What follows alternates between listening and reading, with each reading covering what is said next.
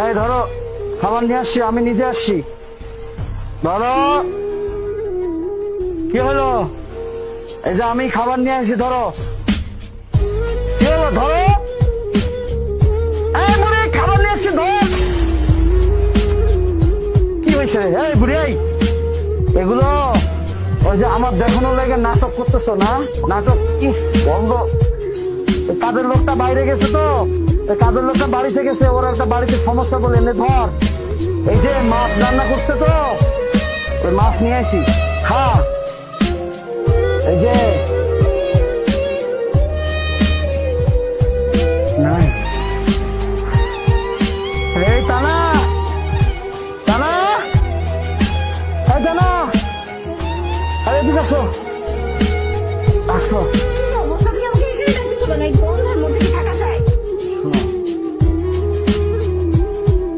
ডাকতেছে তো, বাইরে থেকে ডাকলাম, আমি মনে করলাম না আমার সাথে নাটক করতেছে। দেখি মানে মরে গেছে, কবর টবর দিয়ে এসে আমার মুক্তি দাও।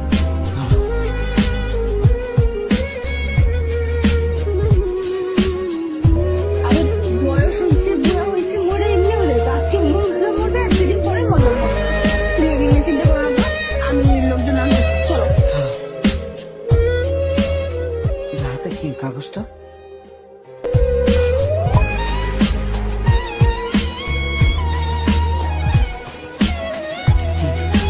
দেখো আবার কি লেখা টেখা দিয়ে গেছে, আমাদের আবার মানে দুশ্চপা দিয়ে গেছে কিনা। চিঠি।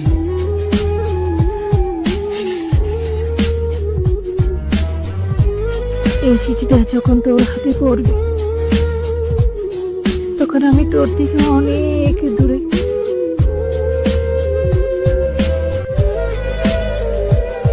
সেখান থেকে কেউ আর কোনোদিন ফিরে আসেনি। খোকা, তোর হয়তো অনেক কথাই মনে নেই। তুই যখন ছোট ছিলি, তোকে যখন রাতে বিছানায় শোয়াতাম, তুই প্রস্রাব করে বারবার বিছানা বিছিয়ে দিতি। তোকে তখন আমি শুকনো জায়গায় শোয়াতাম, আর আমি তোর ওই প্রস্রাবের ভিজে জায়গায় শুয়ে সারা রাত কাটিয়ে দিতাম।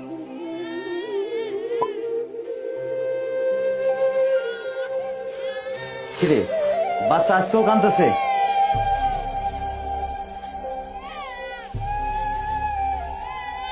ওনারা 2-3 বার প্রসব করছে, বিছানা ভিজাই ফেলছে। ওই জায়গাটুক শুকনা ছিল, ওরে শুকনায় দিয়া আমি ভিজাই শুইছি।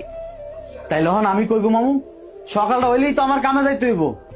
আমি এই মুহূর্তের মধ্যে শুইতে পারব না, তুই মা, তুই শোয়া নে।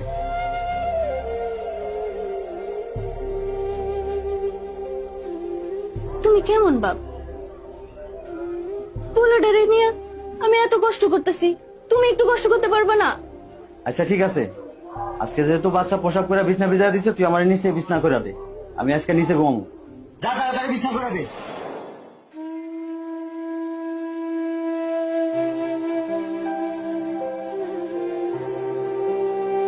তোর বাবা যখন মারা গেল, তখন অনেক কষ্টে আমাকে সংসার চালাতে হতো। তোকে একটু ঠিক মতো খেতেও দিতে পারতাম না। একটা ডিম ভিজে 2 টুকরো করে তোকে 2 বেলা খেতে দিতাম। কতদিন যে আমি না খেয়ে রয়েছি, কিন্তু তোকে আমি বুঝতে দিইনি রে খোকা। তুই যখন ছোট ছিলি, তখন তুই আমাকে বলতি, মা আমি বড় হলে তোমাকে রানীর মতো করে রাখবো। তুই এখন বড় হয়ে এসব কথা ভুলে গেলি খোকা। চইলা গেলা কোন